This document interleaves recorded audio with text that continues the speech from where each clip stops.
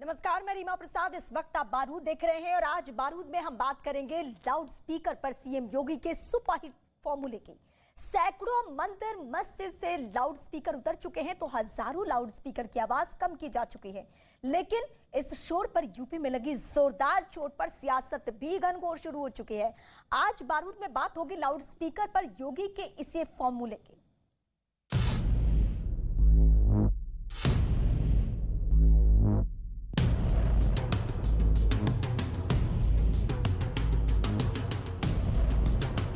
मैदान नहीं छोड़ेंगे, कमर कसेंगे, अल्लाह से डरकर सिर्फ इन लोगों से मुकाबला करेंगे। जब आपका फैसला सुनाता है और ये कोर्ट फैसला सुनाता है तो क्या आप इसे जुल्म मानते हैं? जब सुप्रीम कोर्ट का आदेश पालन करते हुए मंदिर हो या मस्जिद हो, दोनों जगह से लाउड स्पीकर हटाया जाता है, तो क्या सुप्रीम कोर्ट का फैसला या बिना भेदभाव वाली कार्रवाई आप पर जुल्म है?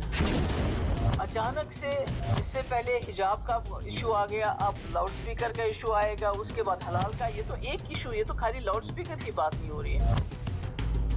हमारी बातें गलत है, किसी दूसरे का विरोध करने वाली है। मोहन राव भागवत जी का खास अभिनंदन करता हूँ। उसने एक ऐसे विचार को आगे लाया है जिसमें पूरे देश में बहस होनी चाहिए।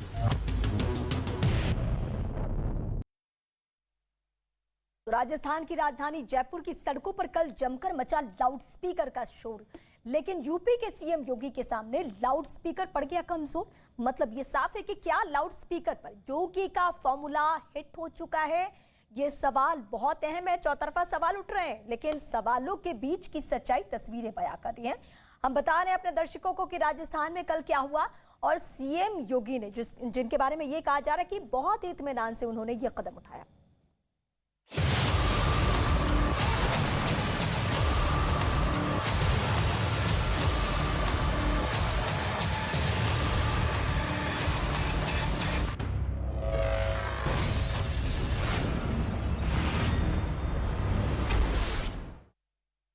तो बारूद में इस वक्त हम डिबेट की शुरुआत करेंगे। कौन कौन इस वक्त मेरे साथ गेस्ट है, सबसे पहले उनका वेलकम करें और उसके बाद एक एक करके सवालों का जवाब लेंगे, क्योंकि ये मुद्दा पूरे देश में गरमाया हुआ है। यूपी से लेकर बिहार तक जो सियासी बयानबाजी है उसका भी विश्लेषण आज हम डिबेट के जरिए करेंगे।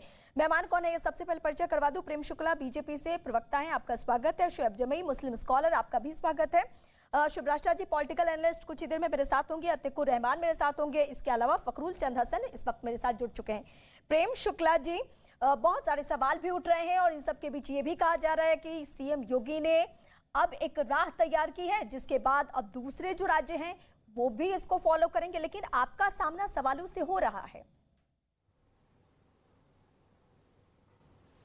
देखिए, सवालों से सामना होना स्वाभाविक है, लेकिन जिस तरह से सौहार्दपूर्ण और शांतिपूर्ण ढंग से उत्तर प्रदेश में तमाम धर्म स्थलों पर जो ध्वनि प्रसारक लगे थे, लाउड स्पीकर लगे थे, उन ध्वनि प्रक्षेपकों को वहां से उतारने में सफलता मिली और किसी को इसमें किसी प्रकार की आपत्ति नहीं हुई है। सर्वोच्च न्यायालय का यह निर्णय 2005 का था। विविध हाई कोर्ट्स ने 1994 से लेकर 2021 तक विविध निर्णय दिए, इसके बावजूद कोई इसका इम्प्लीमेंटेशन नहीं कर रहा था। इसका अर्थ साफ है कि यदि आप सबको विश्वास में लेकर अगर सर्वोच्च न्यायालय के ध्वनि प्रदूषण के संदर्भ में जो निर्देश हैं उनका अनुपालन कराना चाहें तो किसी प्रकार की कानून एवं व्यवस्था की स्थिति बिगड़ने का प्रश्न नहीं पैदा होता। जो बार बार विविध राज्यों में जब कभी कहा जाता है कि धर्मस्थलों पर से लाउड स्पीकर उतारा जाए तो कानून एवं प्रशासन की स्थिति बिगड़ने का हवाला देकर लोग जो है टालमटोल करते रहे हैं। 1.5 दशक से टालमटोल चलता रहा है। अब आदरणीय योगी आदित्यनाथ जी ने एक मॉडल सबके सामने रखा है, जिस मॉडल का अनुपालन करके सर्वोच्च न्यायालय का जो निर्णय है उसका परिपालन करवाना चाहिए। अब इसमें किसी के मन में और कोई सवाल है तो उसका उत्तर हमारे पास है। सवाल है या नहीं, क्योंकि समाजवादी पार्टी के लीडर इस वक्त मेरे साथ जुड़े हुए हैं, तो उनसे ही समझना जरूरी होगा, क्योंकि वो उत्तर प्रदेश में विपक्ष की सियासत में इस वक्त काबिज है। फकरुल चंद हसन जो इस वक्त बातें कह रहे हैं, प्रेम शुक्ला बीजेपी के प्रवक्ता, क्या आप उससे इत्तेफाक रखते हैं या आप लोग इसको किस तरीके से देख रहे हैं? अब सीएम योगी की फिर तारीफ हो रही है। नाम कनेक्ट कर लीजिए, मैं फकरुल हसन चांद हूँ। हाँ। प्रवक्ता समाजवादी पार्टी। हाँ। दूसरी चीज देखिए, ये तो भारतीय जनता पार्टी की चॉइस है, जहां चाहे वहां शांति रहे, जहां चाहे वहां हंगामा करे। जी। तो आज उत्तर प्रदेश में चुनाव नहीं है और माननीय उच्च न्यायालय का आदेश है, पहले का आदेश है, और उसका अनुपालन आज मैं हिंदू और हो या मुसलमान हो, सब बधाई के पात्र हैं कि कोई भी किसी भारतीय जनता पार्टी या उनके जुड़े हुए संगठनों के बहकावे में नहीं आया, और उच्च न्यायालय का जो आदेश है उसका पालन, चाहे वो हिंदू हो, मुसलमान हो, सिख हो, ईसाई हो, उत्तर प्रदेश में रहने वाले सभी लोगों ने किया है, सब बधाई के पात्र हैं। क्या था, भारतीय जनता पार्टी जब उत्तर प्रदेश में लाउड स्पीकर की बात होती है तो अपनी पीठ थपथपाती है, लेकिन वही बात जब दूसरे राज्यों में, जिन राज्यों में भारतीय जनता पार्टी है ना चांद जी, पीठ थपथपाने वाली बात इसलिए है क्योंकि जयपुर की कल एक तस्वीर सामने आई, उसको आप याद कर लीजिए, उसको देख लीजिए कि सुप्रीम कोर्ट के आदेश को एक प्रदेश में किस तरीके से लागू करवाया जा रहा है। और जो लोग कहते थे कि बहुत विवादित, बहुत कंट्रोवर्शियल मामला है, इसे मामला बहुत ही खराब हो जाएगा, उन सबको एक सबक मिल चुका है। लेकिन जयपुर की तस्वीरों पे कुछ बोलेंगे क्या? देखिए, सुप्रीम कोर्ट के ऑर्डर पे कभी कहीं कोई दिक्कत नहीं थी। वो पहले से भी जो मानक तय हैं ध्वनि के, वो चाहे वो मंदिर हो, मस्जिद हो, गिरजाघर हो या कोई और धर्म स्थल हो, सब जगह उस मानक पे ही लाउड स्पीकर का इस्तेमाल होता था। कहीं पे अगर उससे ज्यादा था तो उसको कम कराया गया है। और दूसरे राज्यों को भी देश के न्यायालय के आप सम्मान बिल्कुल करना चाहिए। लेकिन भारतीय जनता पार्टी बताए ना कि महाराष्ट्र में वो क्या कर रहे हैं, राजस्थान में उनकी सरकार नहीं है, वहां क्या कर रहे हैं, दूसरे राज्यों में जहां उनकी सरकार नहीं है वहां क्या कर रहे हैं, वहां लाउड स्पीकर मुद्दा है, वहां तो ये सड़क पे हैं, वहां पे तो ये भड़काऊ बयान भी देंगे। लेकिन उत्तर प्रदेश में भारतीय जनता पार्टी की सरकार है और आने वाले समय में यहाँ पे चुनाव नहीं है, चुनाव राजस्थान में है और महाराष्ट्र में है। इसलिए भारतीय जनता पार्टी, उनसे जुड़े हुए संगठन दूसरे प्रदेशों का माहौल खराब कर रहे हैं। अलग बात कर रहे हैं ना, आप अलग बात कर रहे हैं। प्रेम शुक्ला जी, आपको क्या समझ में आ रहा है? ये जो कह रहे हैं कि जिन जिन प्रदेशों में चुनाव है, तो इसका तो उल्टा मतलब निकल रहा है कि तो क्या अशोक गहलोत चुनाव को देख के ये कदम उठा रहे हैं? आपका ये कहना है? देखिए, इनके कहने से तो यही निकल के आ रहा है कि श्रीमान अशोक गहलोत को चूंकि मुस्लिम वोट बैंक के तुष्टीकरण की उनको फिक्र है, इसलिए वह 100 लाउड स्पीकर लगाकर बाजार बंद कराकर सड़क पे नमाज का सरकारी आयोजन करवा रहे हैं। और महाराष्ट्र में चुनाव 2.5 साल अभी बाकी हैं। महाराष्ट्र में चुनाव अक्टूबर 2024 में होने हैं। महाराष्ट्र में अगर जिस तरह से उत्तर प्रदेश में सरकार यह प्रयास करती है और सबको, सारे धर्म स्थलों के जो उनके संचालक हैं, उन संचालकों को मुझे आपसे जानना था, क्योंकि 2 गेस्ट सारे लाउड स्पीकर के स्वर को कम कर देती है, तो महाराष्ट्र में ये क्यों संभव नहीं है? ये राजस्थान में क्यों संभव नहीं है? मैं आप दोनों के पास आती हूँ। शोएब जी मेरे साथ है इस वक्त, जो हमेशा चुनाव में रहता है। जो 2.5 साल बाकी हैं, अगर आप तो हमेशा चुनाव के मूड में रहते हैं ना, ये तो आप ही लोग कहते हैं, तो आप क्यों समय की बात कर रहे हैं? आप ही कह रहे हैं कि हम उत्तर प्रदेश में चुनाव मूड में नहीं है। आप ही तर्क दे रहे थे भाई साहब, 2.5 साल बाकी हैं, तो अभी आप ही तर्क छोड़ के भागे जा रहे हो। कुछ देर पहले कुछ तर्क, अभी कुछ मिनटों में दूसरा तर्क। ये तर्क में भेद तो आपके है भाई। चलिए छोड़ देते हैं। बताइए, बिजली की क्या व्यवस्था है उत्तर प्रदेश में? क्या दे रहे हैं आप जनता को? कितने घंटे पर बिजली दे रहे हैं? बिजली की सर्वाधिक सर्वोत्तम व्यवस्था उत्तर प्रदेश के में आदरणीय योगी जी के कार्यकाल में ही हुई। अब इस समय कुछ जो है हमारे यहाँ पर जितना डिमांड है, डिमांड और सप्लाई में थोड़ा डिफरेंस आया है गर्मी के कारण। ठीक है, मैं आती हूँ आप दोनों के पास। शोएब जी, उत्तर प्रदेश में हो रहा है, बड़ी चर्चा आपके जमाने क्या वो अन्य प्रदेशों में भी होना चाहिए और इसी तरीके से इत्मीनान से होना चाहिए? एक मुस्लिम स्कॉलर होने के नाते क्या शोएब जी आप लोग सपोर्ट करेंगे? जगह बताइए शोएब जी। देखिए, मैंने अपने ट्विटर के माध्यम से पहले ही माननीय मुख्यमंत्री योगी आदित्यनाथ जी को बधाई दे दिया था। जिस तरीके से उन्होंने लखनऊ में बहुत सारे उलमा जो इस्लामिक स्कूल ऑफ थॉट्स के हैं, वो मौलाना सलमान नदवी साहब हो, नदवा से हो, या उन सबको बुला करके, और दूसरे जो धर्म के धर्मगुरु, उनको बुला करके एक स्थिति बनाई जिसकी वजह से सब लोग तैयार हो गए और उन्होंने डेसिबल को लो कर दिया और सुप्रीम कोर्ट के जो चीजों का अनुपालन हुआ है, इस पर मैंने बधाई दी। लेकिन जो महत्वपूर्ण मुद्दा मैं इस वक्त देश के सामने और आपके सानिध्य में रखना चाह रहा हूँ वो मुद्दा दरअसल इससे बड़ा गंभीर। हनुमान चालीसा और अजान की कंट्रोवर्सी के बाद जो बयानात आए हैं और जो एक नफरत भी कई जगह हुई, उसका असर ये हुआ कि इसी उत्तर प्रदेश में, माननीय योगी आदित्यनाथ जी का प्रदेश है अयोध्या, वहाँ अयोध्या में 7 लोगों ने, जिसके नाम महेश मिश्रा, ब्रजेश पांडे, प्रतीक श्रीवास्तव, नितिन, दीपक गौर और शत्रुघ्न प्रजापति, ये लोग टोपी पहन के गए और मस्जिद पे जाके सुअर का गोश्त और कुरान की जली हुई प्रतियां और मोहम्मद साहब के खिलाफ आपत्तिजनक टिप्पणी करती वो कर दी। पुलिस ने पकड़ा, बहुत अच्छा काम किया, एनएसए भी लगाने की बात हुई। लेकिन मैं पूछना चाहता हूँ माननीय योगी आदित्यनाथ जी से कि साहब, जो दंगाई ये अभी साजिश कर रहे थे दंगा करने के लिए, जिससे आपको पुलिस ने कहा, क्या इनके घर भी बुलडोजर चलेगा? क्या आपका पैमाना इंसाफ का ये होगा कि ये तो अब एनएसए लग गया, इन पे बुलडोजर तो चलेगा? और चैनलों को इस पर डिबेट करके बड़ी प्रमुखता से बात उठानी चाहिए। मुझे लगता है इससे सभी समाज का एक विश्वास भी जागेगा और मीडिया और पत्रकारिता के प्रति भी मुझे लगता है कि जो कटाक्ष लोग करते हैं, कहीं ना कहीं निष्पक्षता पे सवाल उठते हैं, वो भी दूर हो जाएगी अगर इसी जोर और खरोश के साथ सारे चैनल इस पर डिबेट करें। इस मुद्दे पे हम बातचीत कर चुके हैं शोएब जी, लेकिन फिर भी अगर आपने ये सवाल उठाया तो प्रेम जी संक्षेप में इनका जवाब दे दीजिए ताकि मैं सुभाष जी के पास जा सकूं। जी जी जी, देखिए, पहली बात यह है रीमा जी कि उन अभियुक्तों को जो दंगा भड़काने का प्रयास कर रहे थे, उनको योगी आदित्यनाथ जी की पुलिस ने ही गिरफ्तार किया है और उन पर तत्काल एनएसए लगा दिया है। वो जिस तरह का अपराध होगा उसके अनुकूल उसको अपराधी को दंड दिया जाएगा। अगर उनका कोई अवैध निर्माण होगा तो भी ढहा दिया जाएगा। अब ये तो कोई जो है, ऐसा तो है नहीं कि उनका अवैध निर्माण ढहाया जाएगा तो वहां खड़े होकर जो है देश विरोधी नारा नहीं लगाया जाएगा। यहाँ तो जहांगीरपुरी में कोई अवैध निर्माण डालने चला जाता है तो छाती पीटनी शुरू हो जाती है। अगर ऐसे अपराधियों के अवैध निर्माणों को सरकार ढहाएगी तो कोई स्यापा नहीं करेगा और अवैध निर्माण होगा, ढहाया जरूर जाएगा। एनएसए लगाने पर किसी ने स्यापा नहीं किया, किसी ने नहीं कहा को तो पागल लोग थे, वो तो उनके समझ में नहीं आ रहा था। उनके डिफेंस में एक भी हिंदू आज तक नहीं उतरा है, लेकिन एक आतंकवादी भी आप पकड़ लीजिए, जिहादी, तत्काल उसके समर्थन में एक इकोसिस्टम खड़ा होकर छाती पीटने लगता है। ये अंतर है। शोएब जी बोलिए। मैं जब खरगोन में घटना हुई और जब जहांगीरपुरी में घटना हुई, तुरंत कार्रवाई करते हुए जो बाईपास किया गया लॉज को, उसके बाद आपने कहा, जस्टिफाई किया कि हाँ फौरन इस पर कार्रवाई करनी चाहिए। इन दंगाइयों को, ये जो साजिश करता थे महेश मिश्रा श्रीवास्तव, इसको गिरफ्तार हुए लगभग 1 हफ्ते से ज्यादा हो गया।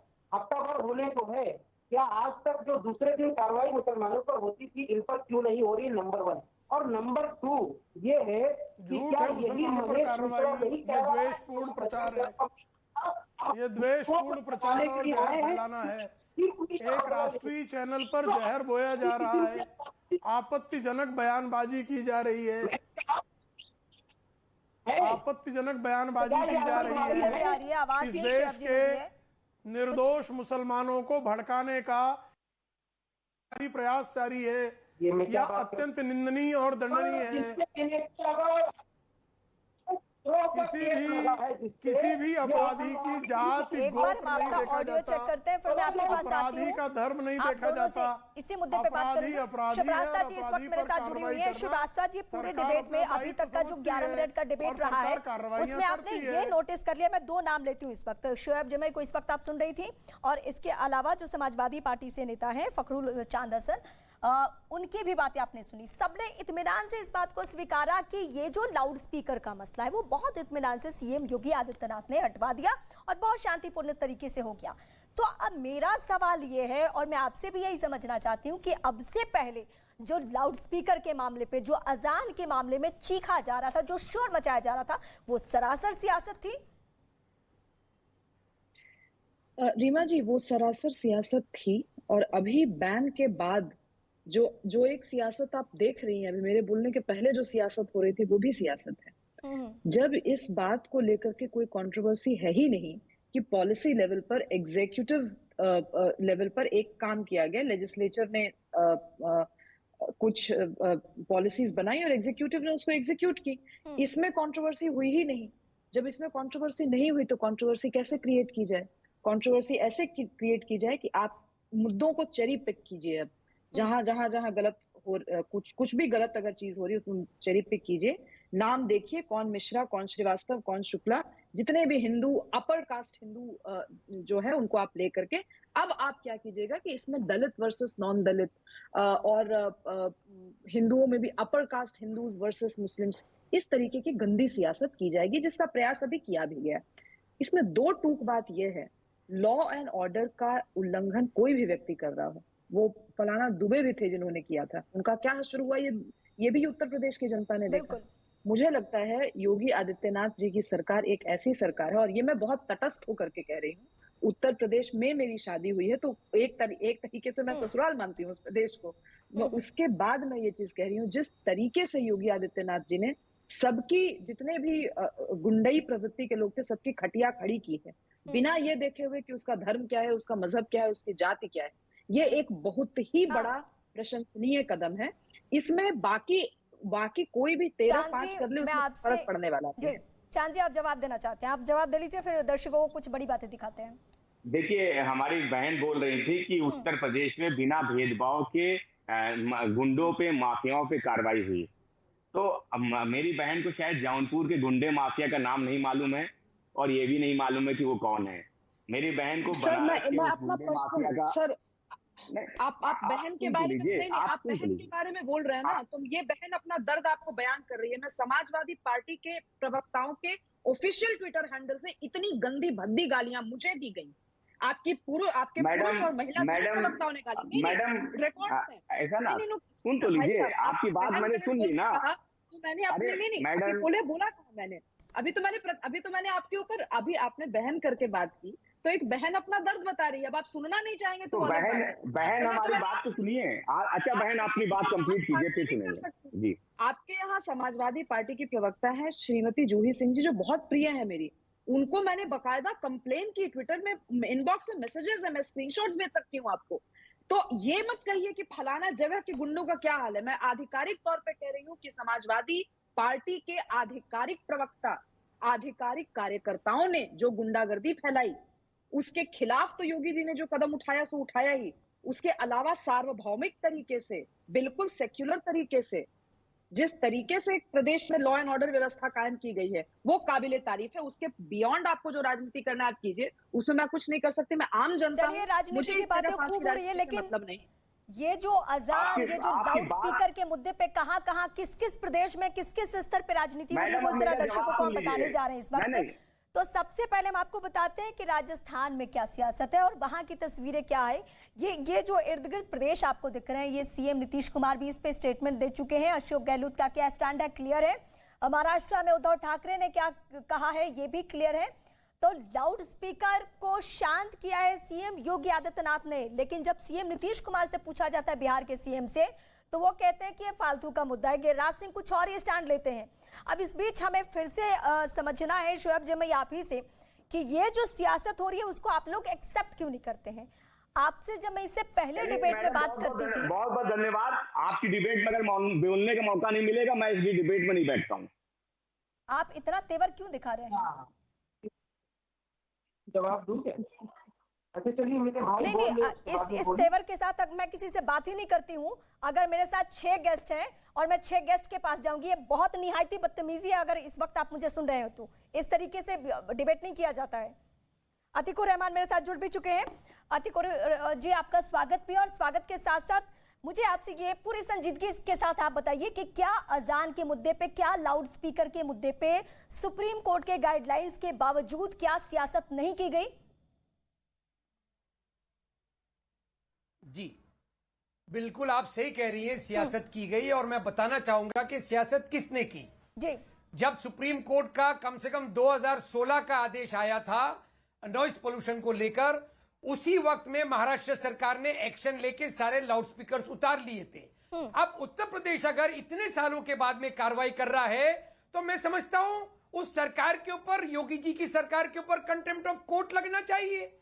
और ये जो प्रक्रिया शुरू हुई है लाउड स्पीकर उतारने की, ये भी आप सुन लीजिए कि ये जब हिंदू और मुसलमानों ने एक होकर खुद, ताकि माहौल अच्छा बना रहे, जब लाउड स्पीकर उतारने का फैसला किया, तो ये हिंदू और मुसलमानों की एकता इनको बर्दाश्त नहीं हुई और ये फिर ये प्रक्रिया इन्होंने शुरू की ये नैरेटिव तैयार करने के लिए कि योगी सरकार लाउड स्पीकर उतार रही है, इनको कंटेम्प्ट ऑफ कोर्ट इनके ऊपर लगाया जाए शिवराज साहब जी, और आप कुछ ये कहना भी चीज चाहते को हैं? संज्ञान में लिया जाए हिंदुओं और मुसलमानों की एकता बीजेपी से बर्दाश्त नहीं होती है। रीमा जी देखिए ये तो जिस तरीके की बात कही गई उसका मैं जवाब क्या ही दूं। मैं तो प्रतिप्रश्न दो पूछ सकती हूँ। एक प्रतिप्रश्न ये हो सकता है कि जो हिंदू मुस्लिम एकता की इतनी बड़ी बड़ी बातें कर रहे हैं, जो सेक्युलरिज्म कितने बड़े पुरुधा बने अतीकुर रहमान जी, वही बता दे कौन सी ऐसी सेक्युलर ऑर्गेनाइजेशन थी जिन्होंने सीए को लेकर के जिस तरीके से विरोध हुआ था वैसे ही लाउड स्पीकर के विरोध में उतरते। ये लोग कहते कि भाई हम लोग हिंदू मुसलमान दोनों चाहते हैं कि पूरे देश भर में बैन हो जाए, क्योंकि ऐसी बात तो है नहीं कि पहली बार भारत ने ऐसा किया। इंडोनेशिया में लिमिटेशंस हैं, जो कि सबसे बड़ा Muslim population, one of the most populous Muslim population का देश माना जाता है। सऊदी अरेबिया में जहाँ की दुहाई देते हैं हमारे यहाँ के मुसलमान, वहां के भी जो माफ कीजिएगा मुसलमान नहीं, कुछ जो मुसलमान हैं जो सऊदी अरेबिया की जो इस्लाम है उसकी दुहाई देते हैं, शरिया लॉ की दुहाई देते हैं, वहां पर जाकर के भी आप देखिए वहां लिमिटेशंस है। तो ये जो पढ़े लिखे मुसलमानों ने क्यों नहीं कहा कि हम लाउड स्पीकर में बैन चाहते हैं? आज जब हो गया तो इनको कंटेम्प्ट ऑफ कोर्ट दिख रहा है। मैं कहती हूँ कंटेम्प्ट ऑफ कॉन्स्टिट्यूशन भी होना चाहिए, लगातार सारी सरकारों पे होना चाहिए, क्योंकि मॉडल सिविल ये यूनिफॉर्म सिविल कोड आने की बात तो हमारे कॉन्स्टिट्यूशन में लिखी हुई है भाई। फंडामेंटल जो राइट्स के बाद ड्यूटीज है उसमें उसी तरीके से बहुत सारी चीजें अतीकुर रहमान जी, जिसमें कंटेम्प्ट ऑफ कॉन्स्टिट्यूशन दुनिया के हर देश के हर पॉलिटिशियन पे, हर पॉलिटिकल पार्टी पे होना चाहिए। करेंगे अनुमोदन आप? जी अब जवाब सुन लीजिए। देखिए इतना तैश में आने की जरूरत नहीं है।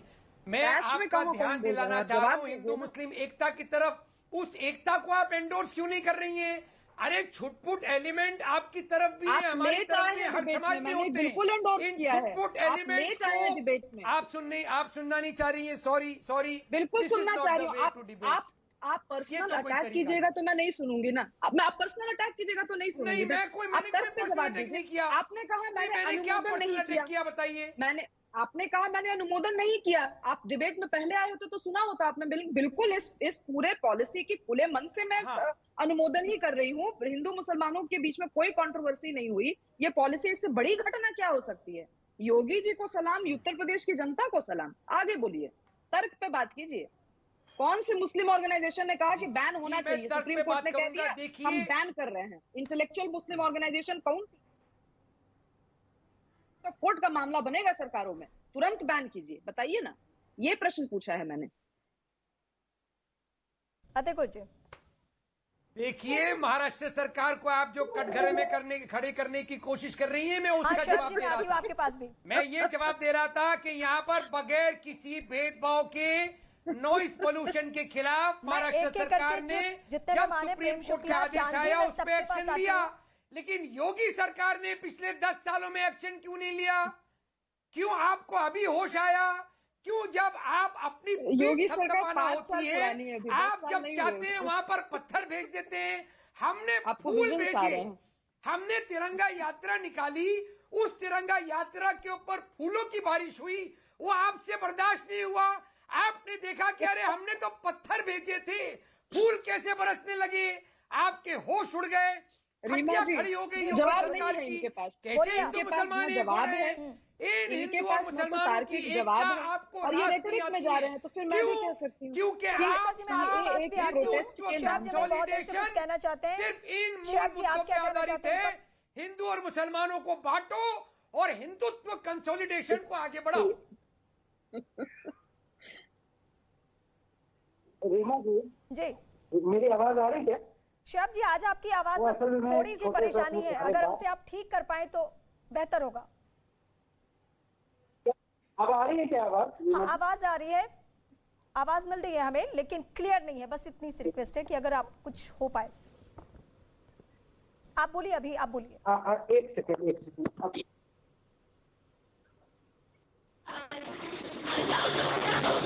क्या?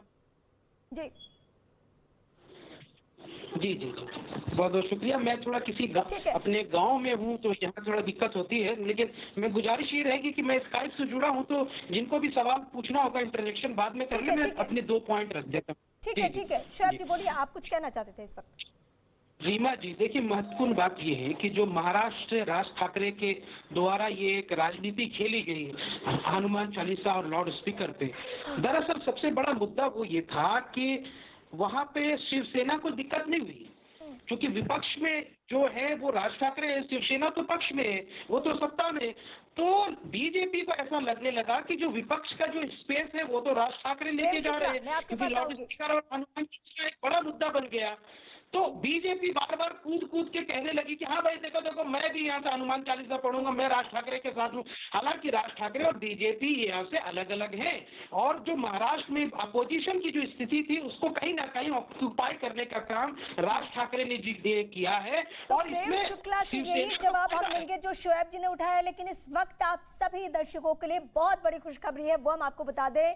एएनबीए अवार्ड में न्यूज 18 का डंका managing editor of the year Kishore Ajwani को चुना गया है, और आप सभी दर्शकों के प्यार की वजह से ये संभव हो सका है। Managing editor of the year Kishore Ajwani बने हैं, और ये सबसे बड़ी खबर और इस लिहाज से है क्योंकि आप देखिए हमारी टीम की तस्वीरें भी इस वक्त हम आपको दिखाएंगे कि जब मंच पे अवार्ड लेने के लिए किशोर आजवानी पहुंचे तो किस तरीके का माहौल था और कैसे सभी बेहद खुश हो गए। और ये इस वक्त हम आपको इस अवार्ड फंक्शन की तस्वीरें दिखा रहे हैं। तो सिर्फ किशोर आजवानी नहीं बल्कि पूरी टीम इस वक्त उत्साहित है, और ये अवार्ड का सिलसिला जो मैनेजिंग एडिटर से शुरू हुआ है वो यहीं तक नहीं रुकने वाला है। अभी अगला जो कुछ घंटा है उसमें आपको एक के बाद एक हम आपको बताएंगे कि हमारे पास कितने जौहरी हैं, हमारे पास कितने हुनरमंद लोग हैं, और उस पूरी टीम के बदौलत ये जो स्क्रीन चमकता है ये इसी टीम की। We have yet another silver in the category and it goes to Navika Kumar. Time now.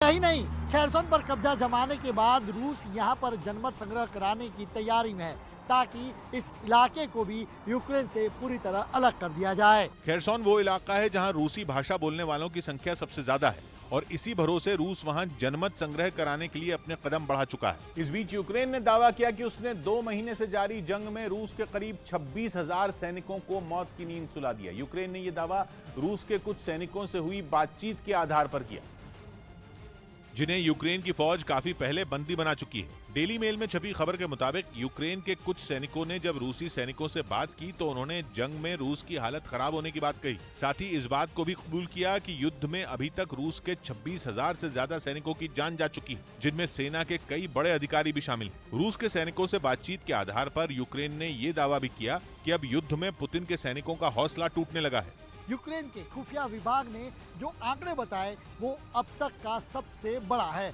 जिसके पीछे एक ऑडियो का हवाला दिया गया है जिसमें रूस के फौजियों को जंग में हो रहे नुकसान से न केवल गुस्से में होने की बात कही जा रही है बल्कि मरने वालों की तादाद भी 25,000 के पार होने का दावा किया जा रहा है। डेली मेल के मुताबिक ये जानकारी दोनों देशों के सैनिकों की बातचीत में सामने आई, जिन्हें यूक्रेन के एक सैनिक ने अपने मोबाइल फोन में रिकॉर्ड कर लिया। उधर जंग के बीच इटली की राजधानी रोम में यूक्रेन के रहने वाले कुछ बच्चों ने बलून से बने टैंक को ध्वस्त किया। बताया गया कि गंभीर बीमारियों से जूझ रहे इन बच्चों को युद्ध शुरू होने से पहले ही इलाज के लिए इटली भेजा गया था, जिन्होंने राजधानी रोम के बलून म्यूजियम में मौजूद बलून से बने एक टैंक को नष्ट किया।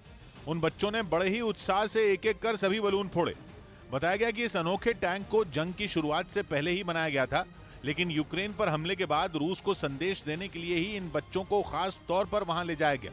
बाद में ये बच्चे इस म्यूजियम के दूसरे हिस्से में पहुंचे, जहां उन्होंने ढेर सारे बलून के साथ खूब मस्ती भी की। यही नहीं, खबर है कि रूसी हमले में घायल हुए सैकड़ों बच्चों को अब तक इटली भेजा जा चुका है। पोपास्ना में रूस ने यूक्रेन के एक हथियार डिपो को निशाने पर लेकर उसे पूरी तरह बर्बाद कर दिया, जिसकी लोकेशन उन्हें सर्च ऑपरेशन में जुटे सैनिकों से पता चली। और हथियार डिपो की खबर मिलते ही उन्होंने इसकी जानकारी सेना के अधिकारियों तक पहुंचाने में देर नहीं की। इसके बाद रूस के विमानों ने उस हथियार डिपो की तस्दीक की। खबर पुख्ता होते ही तोप का मुंह उसकी तरफ मोड़ा गया और बगैर देर किए रूसी सैनिकों ने गोला दाग दिया, और वो गोला जहां गिरा वहां उसने तबाही मचा दी। बताया गया कि इस वेयरहाउस में यूक्रेन की फौज ने बहुत से हथियार इकट्ठा कर रखे थे, जहां रूस का हमला होते ही आग भड़क उठी। आग भी ऐसी कि उसमें दोपहर से लेकर रात तक रह रहकर धमाके होते गए। रूस ने दावा किया कि उसके इस एक्शन से यूक्रेन की सेना को जबरदस्त नुकसान उठाना पड़ा। वहीं 65 दिनों से जारी जंग के बीच यूक्रेन के खिलाफ प्रोपेगेंडा वॉर में रूस ने मॉडल और सोशल मीडिया इन्फ्लुएंसर्स को मैदान में उतार दिया। लुहांस्क इलाके में सभी ने नर्स की ड्रेस पहनकर रूस का समर्थन करने वाले जेड निशान का प्रदर्शन किया और यूक्रेन में जंग लड़ रहे रूसी सैनिकों को यह संदेश देने की कोशिश की कि वो किसी भी सूरत में हार न माने और मुश्किलों के सामने डटकर खड़े रहें। मॉडल और सोशल मीडिया इन्फ्लुएंसर्स के इस ग्रुप को सिस्टर्स फॉर विक्ट्री का नाम दिया गया। रूस के पक्ष में माहौल बनाने और यूक्रेन के खिलाफ प्रोपेगेंडा फैलाने के लिए सभी ने रूसी सेना के जवानों के साथ तस्वीरें भी खिंचवाई। इन तस्वीरों में सभी मॉडल नर्स की ड्रेस पहनी नजर आईं, जिन पर रूस के समर्थन का प्रतीक बन चुके जेड वाले निशान बने थे। एक तस्वीर में रूस का एक सैनिक केक लिए खड़ा दिखाई दिया। बताया गया कि रूसी मॉडल सैनिकों का हौसला बढ़ाने के लिए उनके लिए केक लेकर आई थी। इसी तरह की एक और तस्वीर में सभी एक टैंक के सामने पोज देती दिखी। दावा किया गया कि इनमें ज्यादातर यूक्रेन में जंग लड़ रहे सैनिकों की पत्नियां और गर्लफ्रेंड हैं। उधर रूसी बमों और बारूदी सुरंगों को नाकाम करने के लिए यूक्रेन की कई महिलाओं ने यूरोप के कोसोवो में ट्रेनिंग ली। बताया गया कि रूसी सेना ने यूक्रेन के कई इलाकों में लैंडमाइन बिछा दिए और उनके फटने का खतरा हर पल बना रहता है। इसलिए यूक्रेन की कई महिलाओं ने उनकी जमीन पर रूस की बिछाई कई बारूदी सुरंगों और जिंदा बमों को नाकाम करने की ट्रेनिंग ली। इसके लिए उन लोगों को यूरोप के कोसोवो जाना पड़ा, जहां अलग अलग तरह के बम और बारूदी सुरंगों को नष्ट करने का प्रशिक्षण दिया गया, जिसकी कुछ तस्वीरें भी सामने आई। उनमें एक तस्वीर में एक महिला पूरी सावधानी के साथ लैंडमाइन की पहचान कर उसे नाकाम करने की प्रैक्टिस करती दिखी। Huge demand on deminers. And people need to get trained as soon as possible, get back to the land and work. इसके अलावा ट्रेनिंग के दौरान इन महिलाओं को यह भी बताया गया कि दुश्मनों के जिंदा बमों को कैसे नष्ट करना है। रूसी सेना ने यूक्रेन में कई सड़कों और खुली जगहों पर बारूदी सुरंगें बिछा दी हैं, ताकि यूक्रेन की फौज उन्हें नुकसान न पहुंचा सके और धमाकों की चपेट में आकर यूक्रेन के सैनिक जान गंवा बैठे। वहीं यूक्रेन ने एक वीडियो जारी करके दावा किया कि उसके सैनिकों ने ड्रोन की मदद से बमबारी कर रूस के कई टैंकों और तोपों को तबाह कर दिया। बताया गया कि अमेरिका और नेटो के दूसरे देश यूक्रेन को लगातार ड्रोन सप्लाई कर रहे हैं, ताकि यूक्रेन में घुसी रूसी सेना को ज्यादा से ज्यादा नुकसान पहुंचाया जा सके। और दावा किया जा रहा है इस रणनीति में यूक्रेन बहुत हद तक कामयाब भी हुआ, क्योंकि जो रूसी सैनिक टैंकों पर सवार होकर वहां के शहरों में दाखिल हुए, उन्हें टक्कर देने के लिए इन्हीं ड्रोन का इस्तेमाल किया जा रहा है, जिसकी कुछ तस्वीरें भी सामने आई। उनमें एक तस्वीर में यूक्रेन का एक ड्रोन रूसी टैंकों और तोपों पर बमबारी करता दिखा। इससे पहले रूस के ताकतवर हथियार यूक्रेन के अलग अलग शहरों पर बम बरसाकर उन्हें तबाह करने पर तुले थे, लेकिन दूर से ही ड्रोन की मदद से उन्हें निशाना बना लिया गया। बताया गया कि रूस की सेना पर छिपकर वार करने में भी ये ड्रोन काफी कारगर साबित हो रहे हैं। यही वजह है कि यूक्रेन ने भी अपने सहयोगी देशों से ड्रोन भेजने की अपील की थी, जिसके बाद अमेरिका और दूसरे देशों ने रूस का मुकाबला करने के लिए आत्मघाती स्विच ब्लेड ड्रोन और घोस्ट ड्रोन की एक बड़ी खेप भी भेज दी थी। इस बीच रूसी हमले की सबसे ज्यादा मार झेलने वाले मारियोपोल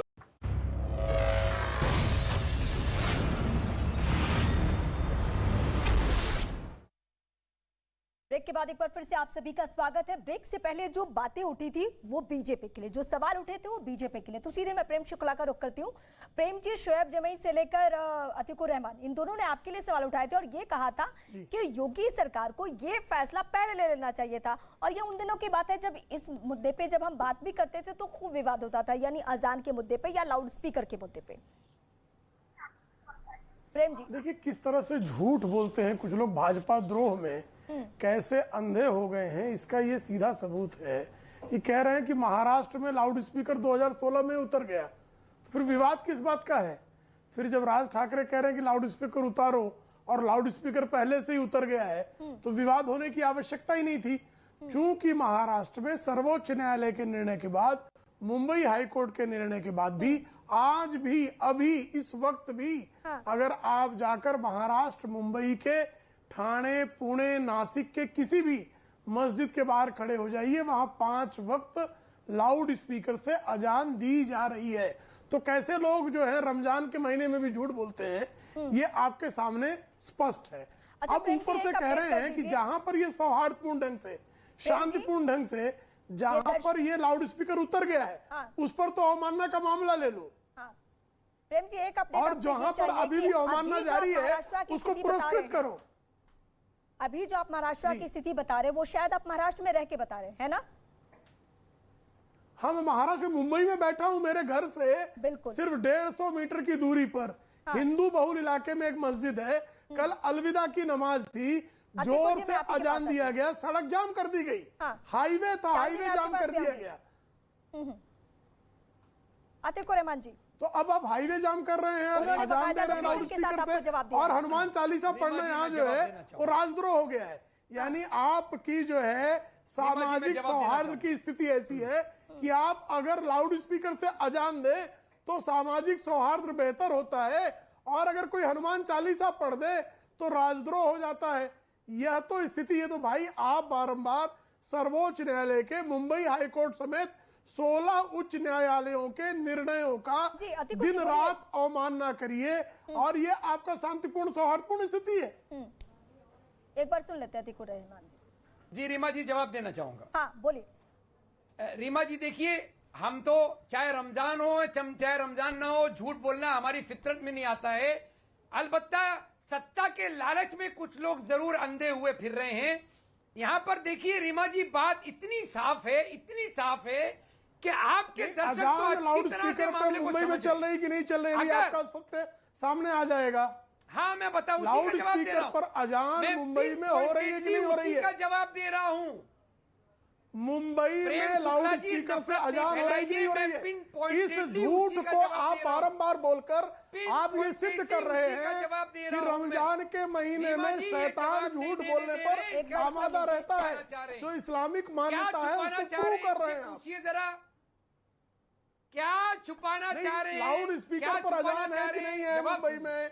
सीधा सवाल सुनिए ना। अरे लाउड स्पीकर पर अजान हो रही है कि नहीं हो रही मुंबई में? अरे नफरत क्यों फैलाते हैं प्रेम जी? नहीं, लाउड स्पीकर पर अजान हो रही कि नहीं हो रही? इसमें नफरत क्या है? सर्वोच्च न्यायालय के निर्देशों के अनुपालन में नफरत का भाव आपको क्यों दिखाई देता है? क्योंकि आप अल कायदा के चरणों को चाट कर स्वयं को धन्य पाने वाले व्यक्ति हैं। क्योंकि तालिबान की नीतियों में आपका विश्वास है, क्योंकि डॉक्टर जाकिर नाइक के आप तालिबान पहुंच गए। खरीद गुलाम की तरह व्यवहार। अरे इनका खाना ही हजम नहीं हो सकता है। तालिबान पाकिस्तान हजम हुआ पड़ा है। सही कहा, फोकट का खा रहा हूँ, खैरात का पड़ोस में पाकिस्तान और मुल्क में मुसलमान नहीं होता, तालिबान की तारीफ का खा रहा हूँ, बीजेपी को कोई सूखने वाला नहीं होता है। आईसिस के एजेंट बनकर खा रहा हूँ। मैं अपना जो है कैरी ऑन अच्छा जा रहे हैं, श्रम से आए हैं, अच्छा जा रहे हैं, वेरी गुड। अच्छी नफरत फैला रहे हैं आप। रीमा जी, वो मैनेजिंग एडिटर का जो अवार्ड मिला है, एक आध अवार्ड इनके लिए भी, एक आध अवार्ड इनको भी दिला दीजिए। आईसिस के समर्थन में नफरत फैलाने का अवार्ड इनको भी दिला दीजिए। प्राणी नहीं हूँ। नफरत फैलाने का अवार्ड इनको मिलना चाहिए। आपका देश में नफरत फैलाने का अवार्ड जाता है बीजेपी के नफरत। अरे प्रेम शुक्ला जी, आपकी फितरत क्या है? नफरत फैलाने का अवार्ड जाता है बीजेपी के स्पोक्सपर्सन प्रेम नफरत शुक्ला जी को। लाउड स्पीकर से अजान का मुद्दा अगर मैंने ऑब्जेक्शन ले लिया, मैं संविधान का पालन करने की बात करूं तो नफरत, ये शरीयतन जो है हलाला के समर्थन में खड़ा हो जाना, ये मोहब्बत, ये हलाला हम संविधान समर्थन जो है वो नफरती। वाह वाह वाह वाह वाह, क्या मानदंड है इनका? जवाब नहीं सुना रीमा जी, इन्होंने जवाब नहीं सुना, तर्क वाला जवाब नहीं सुना इन्होंने। चांद जी, एक बार आप अपना मुद्दा बताइए।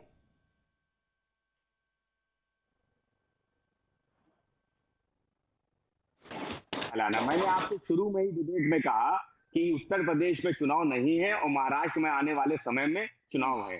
प्रेम जी ने क्या बात कही कि मस्जिदों से लाउड स्पीकर से अजान सुनाई दे रही है। देखिए, अगर मस्जिदों पे लाउड स्पीकर महाराष्ट्र में लगे हैं तो मंदिरों पे भी लगे हैं।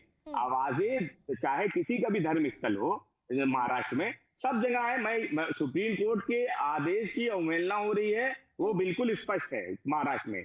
लेकिन प्रियंक शुक्ला जी केवल मस्जिद की बात करके हिंदू और मुसलमान की बात करना चाहते हैं। ये देश की सबसे बड़ी अदालत के आदेश की अवहेलना। मैं आपसे बात करना चाहती हूँ इस वक्त। आप बीजेपी के सवालों का जवाब दीजिएगा भी और पूछिएगा भी। मुझे ये नहीं समझ में आ रहा है कि आप बार बार जो चुनाव का मुद्दा लेकर आ रहे हैं उसके पीछे क्या है, क्योंकि उत्तर प्रदेश में वाकई चुनाव खत्म हो चुका है। पहले सुन लीजिए मैं क्या कह रही हूँ, चुनाव खत्म हो चुका है, वहां सीएम योगी आदित्य अगर चाहते तो नहीं भी इस मुद्दे को चढ़ते, लेकिन उनकी इस बात की तारीफ हो रही है कि हिंदू मुस्लिम, जिसको आप सब ने कहा, सारी पार्टियों ने कहा, सारे नेताओं ने कहा कि बहुत कंट्रोवर्शियल मामला है, टच करोगे बहुत विवाद होगा, लेकिन सीएम योगी आदित्यनाथ ने बहुत ही सौहार्दपूर्ण माहौल में स्पीकर हटवा भी दिए, चाहे वो मंदिर की बात हो या फिर मस्जिद की बात हो। अब आप महाराष्ट्र को लेकर क्या कहना चाहते हैं, ये मुझे नहीं समझ में आ रहा है। देखिए रीमा जी, मैं तो बार बार इस बात को कह रहा हूं कि उत्तर प्रदेश का हिंदू, मुसलमान, सिख, ईसाई सब न्यायालय का आदेश का पालन किया है और सबको बधाई। मैंने तो महाराष्ट्र में क्या दिक्कत है, तो राजस्थान में क्या दिक्कत है, तो बिहार में क्या दिक्कत है? बिल्कुल सही है, बिल्कुल सही बात है। आदेश क्या, सुप्रीम कोर्ट का आदेश क्या सिर्फ उत्तर प्रदेश के लिए है? क्या सुप्रीम कोर्ट ने ये कहा है कि सिर्फ मस्जिदों से या सिर्फ मंदिरों से या सिर्फ लाउड स्पीकर सिर्फ उत्तर प्रदेश में हटाए जाए? क्या ये कोर्ट किया है सुप्रीम कोर्ट ने?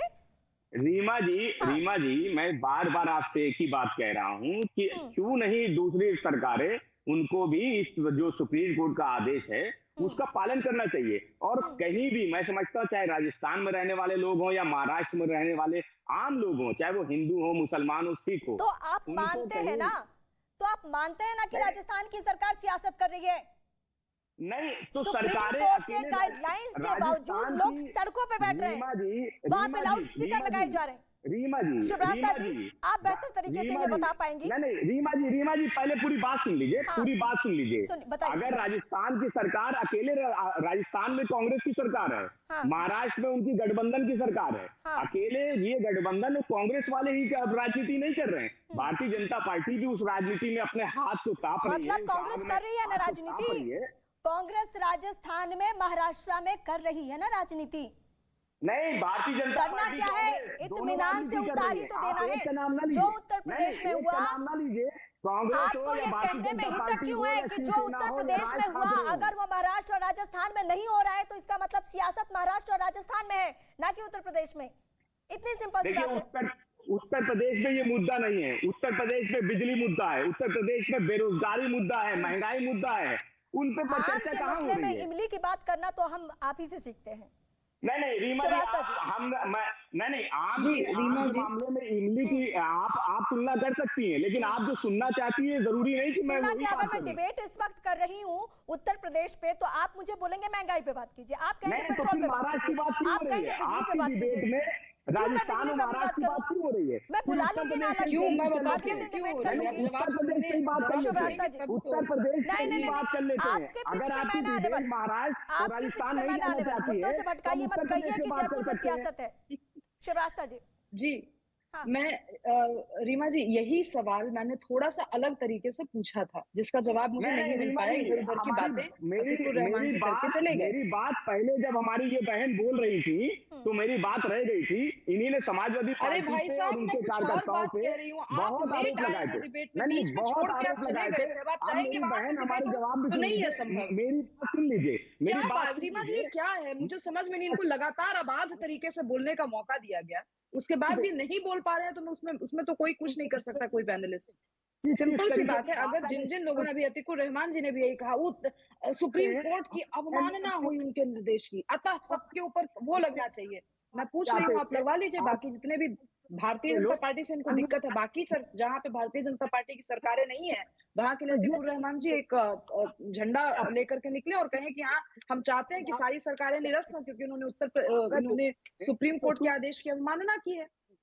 मुद्दा सिर्फ इतना है। और आपने कहा था कि आप कौन से माफिया गुंडों की बात कर रहे हैं, तो इतना पक्ष मत लीजिए कि हम जौनपुर के गुंडे को भूल जाए, माफिया को भूल जाए, बनारस के गुंडे आप बात कहाँ की हो रही है? आपको थोड़ा शांत हो जाइए, पानी पीजिए, डिबेट का सब्जेक्ट देखिए कि क्या है।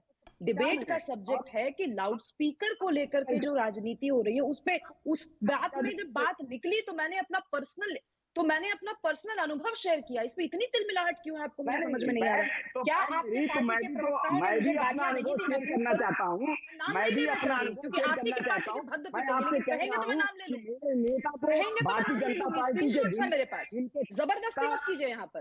रीमा जी डिबेट का टॉपिक समझाइए और कहिए कि डिबेट पे अगर बात नहीं इनको करनी है तो दूसरों का समय नाश ना किया करें। सवाल का मामला नहीं है, पूछा जा रहा है, पेट में दर्द इनके हो रहा है। ये सिर्फ चांद जी का मामला नहीं है, समाजवादी पार्टी के जितने लीडर लीडर्स आते हैं, मैं इनके सामने कह रही हूँ और जो सुन रहे वो भी सुन ले, ये बार बार इसी तरीके से डिबेट में स्थिति पैदा करते हैं। जिस टॉपिक पे हम बात करेंगे उस पे नहीं। अतीकुर रहमान जी को बात करने में परेशानी नहीं है, शुएब जमई को बात करने में परेशानी नहीं है, परेशानी किसको है?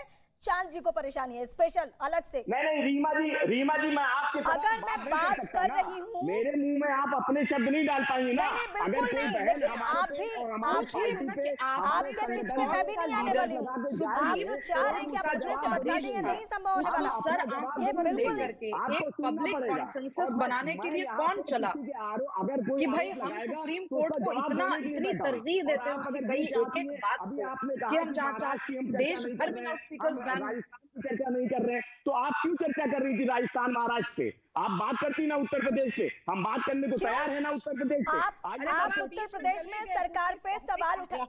मैं शुएब जी के पास अभी जाती हूँ, मैं आप दोनों के पास आती हूँ। शुएब जी, आपने स्टार्टिंग में ही इस बात को एक्सेप्ट किया, स्वीकारा कि जो उत्तर प्रदेश में हो रहा है, और अतीकुर रहमान जी यही सवाल मैं आपसे भी आने वाले वक्त में पूछूंगी।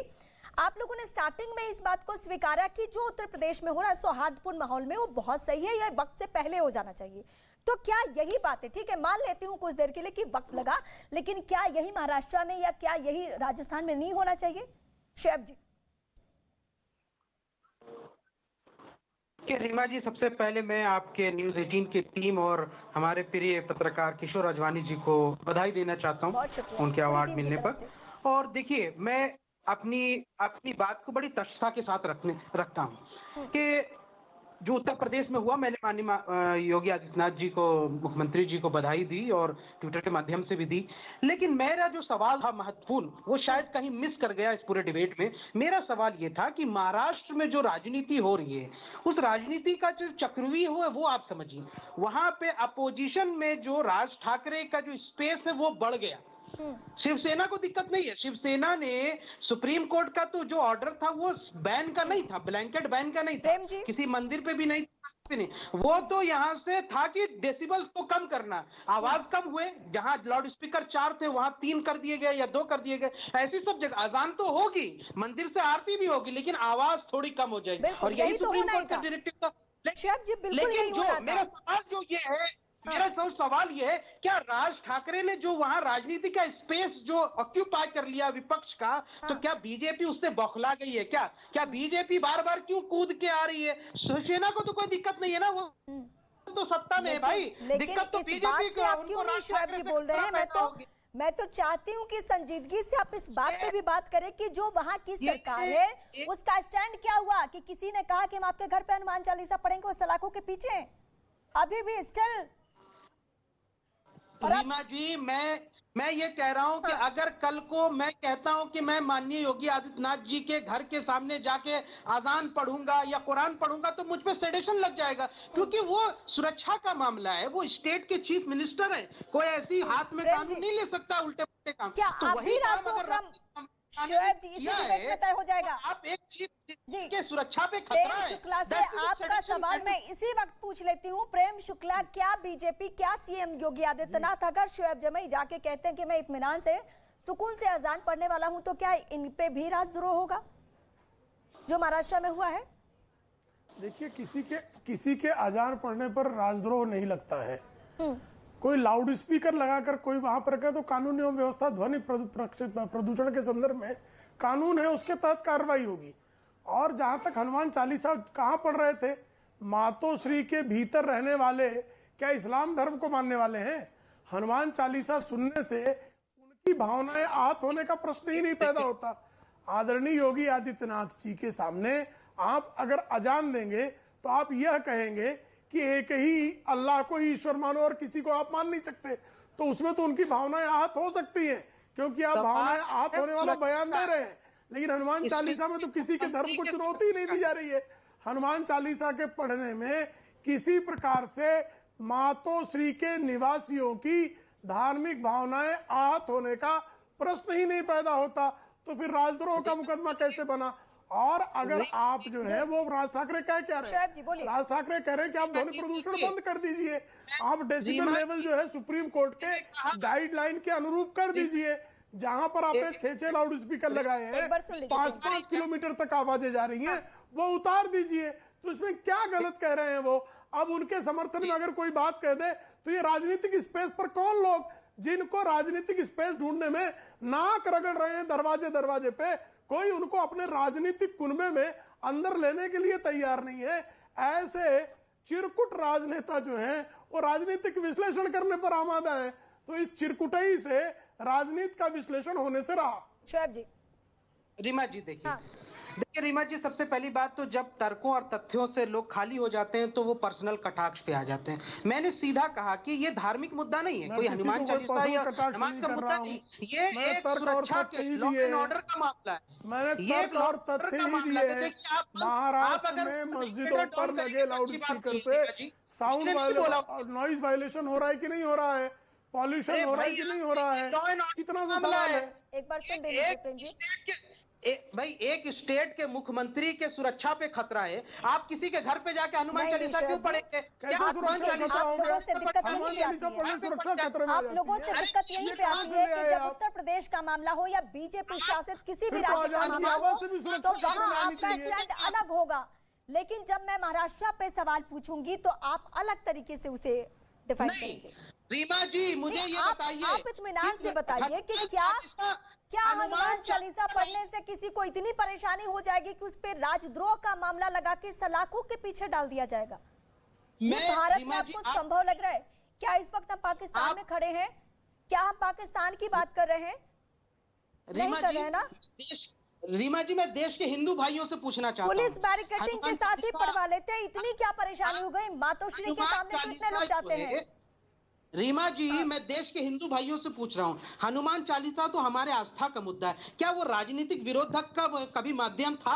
आपने ये राजनीतिक विरोध का माध्यम बना रहे ना हनुमान चालीसा, आप खुद मजाक उड़ा रहे हैं, राजनीतिक विरोध का मुद्दा है, आप खुद उड़ा रहे हैं ना।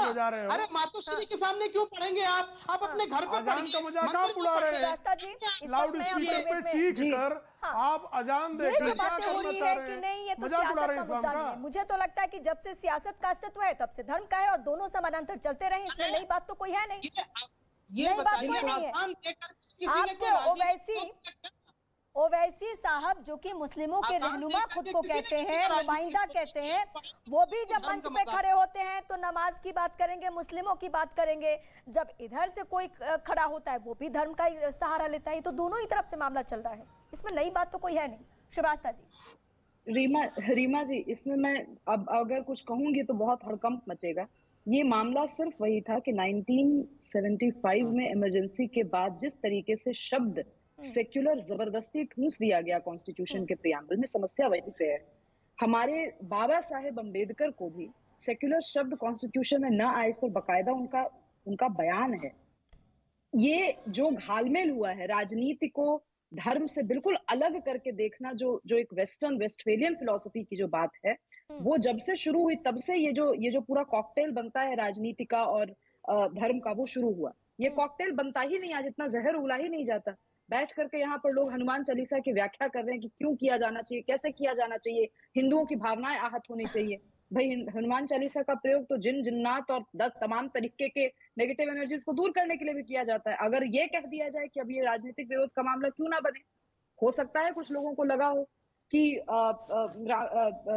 बिल्कुल लगा हो ये चीज कि राजनीतिक विरोध के रूप में इसका प्रयोग किया जाना चाहिए। हमने दिल्ली में अरविंद केजरीवाल को देखा, हनुमान जी का पूरे स्वरूप को यूज किया गया। रामचंद्र, जिस तरीके से रामचंद्र जी के नाम पर एक सियासत बनाने की कोशिश की गई, जब से बाबरी मस्जिद का जो ढांचा था वो गिरा, और उसके बाद से राम जी को लेकर के जो एक विषाक्त माहौल बनाया गया इस देश की एक कम्युनिटी के द्वारा, उसके बाद राम जी को बिल्कुल अंगीकार करके उनको एक तरीके से उनकी व्याख्या की गई। उसके पलटवार में अरविंद केजरीवाल जी ने जब हनुमान चालीसा का प्रयोग किया था इलेक्शंस में, तो शोएब जमाई उतरे थे कहने के लिए कि तो ये एक तरफा व्याख्या हमेशा एक तरीके के हिंदुओं को क्यों दी जाती है कि आप अपने धर्म का पालन इस तरीके से कीजिए। भैया, हमारा धर्म है, हम देख लेंगे हमें क्या करना है, आप अपना धर्म संभालिए।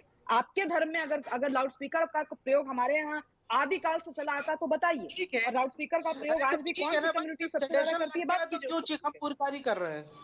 अरे भाई सेडेशन लग गया कौन है, चीख रहा उसने है? आपने लॉ एंड ऑर्डर को डिस्ट्रॉय किया है। वहां महाराष्ट्र में आपने यहाँ से उपद्रवी तत्वों को आगे बढ़ा दिया है। लॉ एंड ऑर्डर अरे तो किसने बोला? किसको प्रॉब्लम है? किसको प्रॉब्लम है? ये प्रॉब्लम आपको है, हमें नहीं है भाई, हमें नहीं है। हम तो कह रहे हैं लाउड स्पीकर हटाओ, कंट्रोल करने का देश अधिकार में है नहीं है। सार्वभौमिक तरीके से लाउड स्पीकर पे बैन कर दो, लिमिटेशन पे नहीं, बैन कर दो।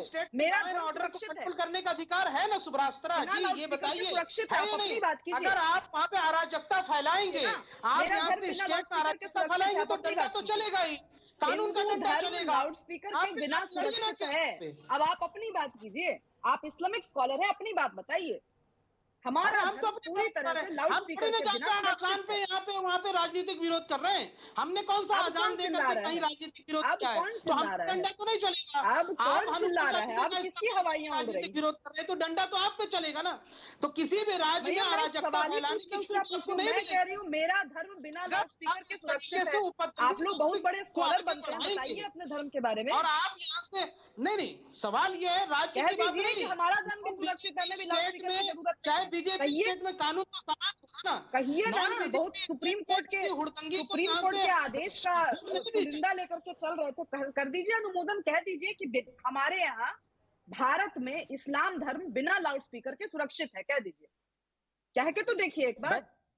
मैं ये कह रहा हूँ कि नॉन बीजेपी स्टेट में अगर आप नहीं कहेंगे आप, अगर आप दंग मचाएंगे और आप एनआरकी क्रिएट करेंगे तो वहाँ कानून का डंडा चलेगा। सियासत है। आप पूछ रहे थे ना, जब से डिबेट की शुरुआत हुई तब से आप पूछ रहे थे कि सियासत क्या है इसमें। सियासत यही है कि मैं एक अदना सी नागरिक, एक बार अतिकुर रहमान को सुन लेते हैं। अतिकुर जी, आप कुछ कहना चाहते थे ठीक है, मैं आप दोनों के पास आती हूँ। मेरा धर्म डिबेट के आखिरी पड़ाव में चंद मिनट इस वक्त हमारे पास है, स्कॉलर इस पे एक करके आप सुन लेते हैं। जबान नहीं खुल रही। अतिकुर जी, रीमा जी, हाँ रीमा जी, ये जो लाउड स्पीकर का मामला है इसको पब्लिक एड्रेस सिस्टम कहा जाता है। मैं कहूंगा इसको ये पब्लिक न्यूसेज सिस्टम है। अगर मैं ये चाहता हूं कि भाई इसको बैन कर दिया जाए, मेरी भी यही कामना है कि ये पब्लिक न्यूसेज सिस्टम को बैन होना चाहिए। लेकिन इसका डिसीजन लेगा कौन? या सरकार लेगी या सुप्रीम कोर्ट लेगी? फिलहाल सुप्रीम कोर्ट ने डेसिबल लेवल को कम करने का है, कोई बैन नहीं लगाया लाउड स्पीकर पे। ये आपको प्रेम शुक्ला जी को समझाना चाहिए, ये नफरत ना फैलाएं इसके नाम पर। और अगर इनको आपत्ति है कि किसी मस्जिद के अंदर 6 लाउड स्पीकर है, सीधे से नजदीकी पुलिस स्टेशन में जाके एफआईआर कराते हैं, मामला सुलझ जाएगा। इसके लिए भगवान अनुमान बुलाने की जरूरत नहीं है भाई, इसके लिए इतना बड़ा पॉलिटिसाइजेशन गेम खेलने की जरूरत नहीं है। सिंपल, अरे सिंपल चले जाइए, एक एफआईआर करा दीजिए। नहीं हिम्मत है आपकी, महाराष्ट्र के अंदर आप इतना डरते हैं उद्धव सरकार से, हम आपकी तरह कायर थोड़े करा सकते हैं। हमारे हम आपकी तरह कायर नहीं है।